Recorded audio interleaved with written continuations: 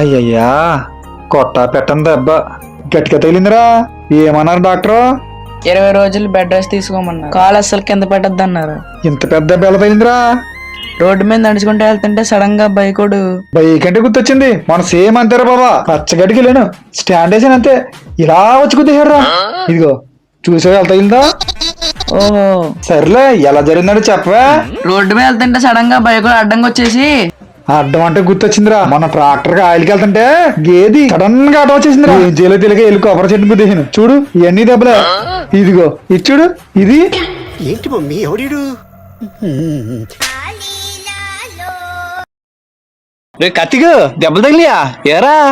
నేను రోడ్డు మీద నడుచుకుంటూ వెళ్తుంటే సడన్ గా బైకోడు అడ్డంగా వచ్చేసి నాకు కూడా అంతేరా బాబు, బండి కిక్కిరేట్ తగిలేసింది. ఇదిగో చూడు.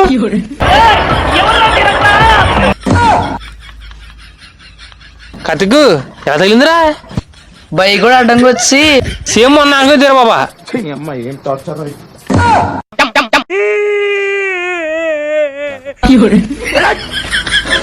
కాలు అస్సలు కింద పెట్టద్దు అన్నారు.